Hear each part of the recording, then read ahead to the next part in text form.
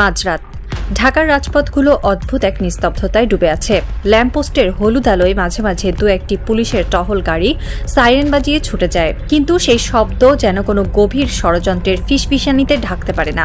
এই শহরের কোনো এক অভিজাত এলাকায় শীতাতপ নিয়ন্ত্রিত কাচের দেয়ালের ওপাশে বসে কিছু মানুষ ছক কষছে। তারা কেউ ক্যামেরার সামনে আসে না, কেউ তাদের চেনে না, কিন্তু তাদের হাতের ইশারায় একটি রাষ্ট্রের ভাগ্য নির্ধারিত হয়। তারা হলো সেই ডিপ স্টেট, অদৃশ্য রাষ্ট্রযন্ত্র। আর এই যন্ত্রের রিমোট কন্ট্রোল যাদের হাতে, তারা সীমানার ওপারে বসে মুচকি হাসে। রাজনীতি কোনো সরল রেখায় চলে না। এটি এমন এক দাবা খেলা যেখানে বীরেরা কখনো জানতে পারে না যে তারা কেবলই বলি হওয়ার জন্য জন্ম নিয়েছে। বাংলাদেশের রাজনীতির ক্ষেত্রে এই দাবার বোর্ডটি নিয়ন্ত্রিত হয়ে আসছে বহু দশক ধরে, বিশেষ করে সেই 1971 সালের পর থেকে। তবে এর চূড়ান্ত রূপরেখা বাস্তবায়িত হতে শুরু করে এরশাদ আমল থেকে। একটি মাস্টার প্ল্যান যাতে দেশটিতে এমন এক ধরনের লিমিটেড ডেমোক্রেসি বা নিয়ন্ত্রিত গণতন্ত্র বজায় থাকে, যার ভেতর দিয়ে খুব সন্তর্পণে বিদেশি প্রভাব, বিশেষ করে ভারতের প্রভাব বিস্তার করা যায়। বলা হয়ে থাকে, তুমি যদি তোমার প্রতিবেশীকে খুশি রাখতে না পারো তবে তোমার ধ্বংস অনিবার্য।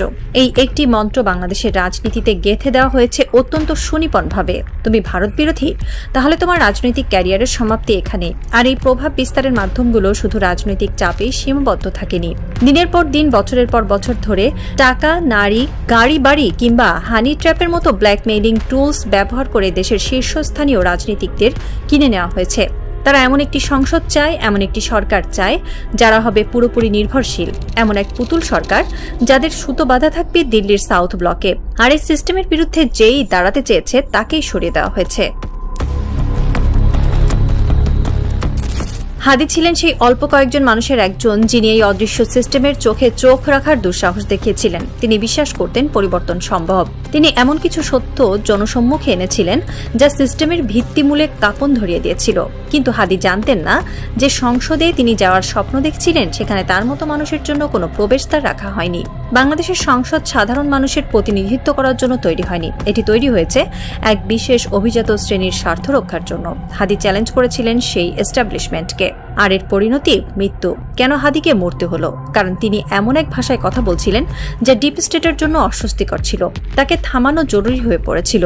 নির্বাচন বা আইনি প্রক্রিয়া তাকে আটকানো কঠিন ছিল বলেই তাকে চিরতরে সরিয়ে দেওয়া হয়। হাদির মৃত্যু কোনো সাধারণ দুর্ঘটনা ছিল না, এটি ছিল সিস্টেমের পক্ষে একটি স্পষ্ট বার্তা। আমাদের ছকে যে আসবে না তার কোনো অস্তিত্ব থাকবে না। রক্তে রঞ্জিত হয়েছিল রাজপথ। জুলাই মাসের সেই উত্তাল দিনগুলোতে মানুষ স্বপ্ন দেখেছিল এক নতুন বাংলাদেশের। তারা ভেবেছিল এবার হয়তো সংসদে এমন মানুষেরা যাবে যারা সত্যি সাধারণ মানুষের কথা বলবে, যারা ঋণ খেলাপি নয়, যাদের দ্বৈত নাগরিকত্ব নেই, যাদের কোনো ক্রিমিনাল রেকর্ড নেই। ডক্টর ইউনূসের সরকার ক্ষমতায় আসার পর মানুষের প্রত্যাশা ছিল আকাশচুম্বী, কিন্তু ফলাফল কি হলো? সংসদে যখন নতুন মুখগুলোর দিকে মানুষ তাকালো, তারা শিউরে উঠল। ঘুরে ফিরে সেই একই মুখ। 85 জন এমন এমপি যারা আগেই সংসদে ছিলেন, সেই পুরনো ঋণ খেলাপি, সেই পুরনো দুর্নীতিবাজরাই আবার নতুন পোশাকে হাজির। কেন এমন হলো?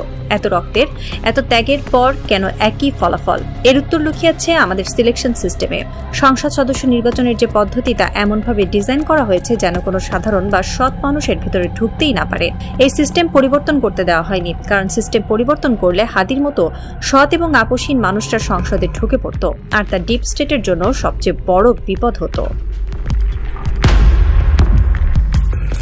হাসনাতের গল্পটা আর একটু ভিন্ন, কিন্তু সমানভাবে করুণ। কিছুদিন আগেও সে ছিল জাতীয় এক আন্দোলনের রূপকার, একজন ন্যাশনাল লিডার। তার প্রতিটি কথায় রাজপথ কেঁপে উঠত। সাধারণ মানুষ তার দিকে তাকিয়ে থাকত নতুন নির্দেশের জন্য। কিন্তু সিস্টেম জানে কিভাবে একজন বিদ্রোহীকে বশ করতে হয়। হাসনাতকে মেরে ফেলার প্রয়োজন হয়নি, তাকে সিস্টেমের ভেতরে টেনে নেওয়া হয়েছে। আজ হাসনাত 300 জন এমপির একজন। সংসদে সে কথা বলার সময় মাত্র 5 মিনিট পায়, আর সেই 5 মিনিটের ভেতরে তাকে 14 বার পয়েন্ট অফ অর্ডারে বাধা দেওয়া হয়। তাকে শেখানো হয় সংসদীয় আদব কায়দা, মাননীয় স্পিকার বলে কিভাবে মাথা নিচু করতে হয়। যে হাসনাত পুরো দেশের কথা ভাবত, তাকে এখন কুমিল্লায় তার নির্বাচনী এলাকার ছোটখাটো উন্নয়নমূলক কাজে ব্যস্ত রাখা হয়েছে। তাকে প্রচুর ফান্ড দেওয়া হয়েছে যেন সে এই রাস্তাঘাট আর টেন্ডারের হিসাব মেলাতেই ব্যস্ত থাকে। তাকে লোকাল পলিটিক্সে এমনভাবে বেঁধে ফেলা হয়েছে যেন জাতীয় ইস্যু নিয়ে ভাবার কোনো ফুসরতি সে না পায়। বিদ্রোহীকে কিনে নেওয়া হয়নি, তাকে সিস্টেমের ফ্রেমে আটকে ফেলা হয়েছে। অনেকেই বলেন আমাদের নির্বাচন কমিশন ঠিক নেই, কিন্তু আসলে কি শুধু নির্বাচন কমিশনের দোষ? নির্বাচন কমিশন চাইলেও কি কিছু করতে পারত? হ্যাঁ পারত, কিন্তু তার জন্য রাষ্ট্রের দুটো মৌলিক নীতির পরিবর্তন দরকার ছিল। প্রথমত, সংসদ সদস্যদের কাজ হতে হবে শুধুই আইন প্রণয়ন করা, কিন্তু বাস্তবে কি হচ্ছে? একজন এমপি স্থানীয় সব কমিটির প্রধান, স্কুল কলেজ রাস্তাঘাট টেন্ডার সবকিছু নিয়ন্ত্রণ তার হাতে। এমনকি এখন এমন নিয়মও করা হয়েছে যে উপজেলা চেয়ারম্যানের অফিসের পাশেই এমপির অফিস থাকবে। এর মানে কি? এর মানে হলো ক্ষমতার সরাসরি দ্বন্দ্ব বা লক অফ। একজন এমপি যখন উপজেলা চেয়ারম্যানের পাশে এসে বসবেন তখন তার অফিসের জৌলুস অবশ্যই বেশি হবে। চেয়ারম্যান তখন স্বাধীনভাবে কাজ করতে পারবেন না, হয় তাকে এমপির সাথে রেষারেষি করতে হবে, নয়তো এমপির বশ্যতা স্বীকার করতে হবে। এমপিকে আমরা আইন প্রণেতা না বানিয়ে একজন সুপার উপজেলা চেয়ারম্যান বানিয়ে ফেলেছি। যতদিন এই সিস্টেম থাকবে ততদিন আপনি আমেরিকার নির্বাচন কমিশন এনে বসালেও এই দেশে কোনো কাজ হবে না। দ্বিতীয় যে জিনিসটি আমাদের ধ্বংস করছে তা হলো নির্বাচনের বাণিজ্যিকীকরণ। আমাদের দেশে নির্বাচন কোনো গণতান্ত্রিক প্রক্রিয়া নয়, এটি একটি হাই প্রোফাইল ইনভেস্টমেন্ট প্রজেক্ট। একজন প্রার্থী নির্বাচনে দাঁড়ান আর তার পেছনে কিছু অদৃশ্য স্পন্সর টাকা ঢালে। তারা কি বিনামূল্যে এই টাকা দেয়? না, এর পেছনে থাকে একটি সুনির্দিষ্ট উদ্দেশ্য, একটি লাভজনক রিটার্নের আশা। যতদিন পর্যন্ত নির্বাচন একটি অলাভজনক প্রক্রিয়ায় পরিণত না হবে ততদিন এই দুর্নীতি চলতেই থাকবে। কিভাবে এটি বন্ধ করা যেত? খুব সহজে। নির্বাচন কমিশন বলতে পারত কোনো প্রার্থী নিজের পোস্টার ছাপাতে পারবে না, প্রচারণা চালাতে পারবে না। নির্বাচন কমিশন ৩টি নির্দিষ্ট জায়গায় ৩ জন প্রার্থীর পোস্টার পাশাপাশি লাগিয়ে দেবে। কোনো প্রার্থীর মার্কা থাকবে না, শুধু ছবি, নাম আর যোগ্যতা লেখা থাকবে। মানুষ প্রার্থীর চেহারা এবং যোগ্যতা দেখে ভোট দেবে। ৩ জন প্রার্থীকে একটি মঞ্চে বসিয়ে সরাসরি বিতর্কের আয়োজন করা যেত, যা টিভিতে লাইভ সম্প্রচারিত হতো। জনগণ দেখত কে কতটা যোগ্য। কিন্তু আমাদের নির্বাচন কমিশন কি সেটা করেছে? করেনি। কারণ এটা করলে এই বিশাল লাভজনক এন্টারপ্রাইজ, এই যে টাকার খেলা, সব বন্ধ হয়ে যেত।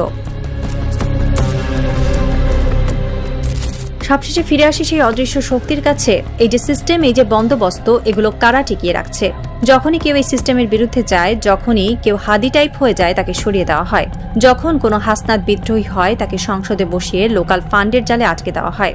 ভারত বা আন্তর্জাতিক ভূ রাজনীতির সাথে আমাদের লোকাল পলিটিক্সের এক অদ্ভুত নিখুঁত ব্লেন্ডিং তৈরি হয়েছে। তারা জানে সরকার যেই আসুক না কেন, সিস্টেম তাদের হাতেই থাকবে। কারণ সরকার বদলায়, কিন্তু অ্যালাইনমেন্ট বদলায় না।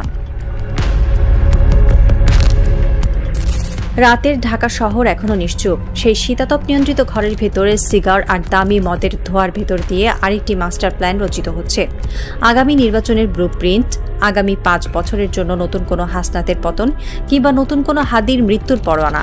বাইরে সাধারণ মানুষ ঘুমিয়ে আছে। তারা সকালে উঠে পত্রিকার পাতা খুলবে, টিভির খবরে দেখবে নতুন কোনো মন্ত্রীর শপথ গ্রহণ। তারা ভাববে দেশ বদলে যাচ্ছে, নতুন সূর্য উঠছে। কিন্তু তারা জানে না এই সূর্যের আলো আসল নয়, এটি একটি মেকি আলো, যা শুধুমাত্র সেই অদৃশ্য প্রভুদের ইশারাতেই জ্বলে আর নেভে।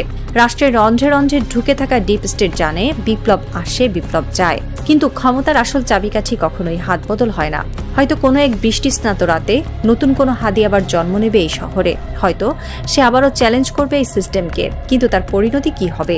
আরও একটি লাশ, নাকি এবার সে সিস্টেমকে ভাঙতে পারবে? সেই উত্তরের অপেক্ষায় প্রহর গুনছে একটি রাষ্ট্র। তবে ছায়াদের খেলায় শেষ চালটা সবসময় অন্ধকারেরই হয়, কারণ তারা কেবল সরকার বদলায় না, তারা দেশ চালায়। আর এই রাজনৈতিক থ্রিলারের ক্লাইম্যাক্সে সাধারণ মানুষ কেবলই এক বোকা দর্শক, যারা পর্দার পেছনের আসল ভিলেনকে কখনোই দেখতে পায় না।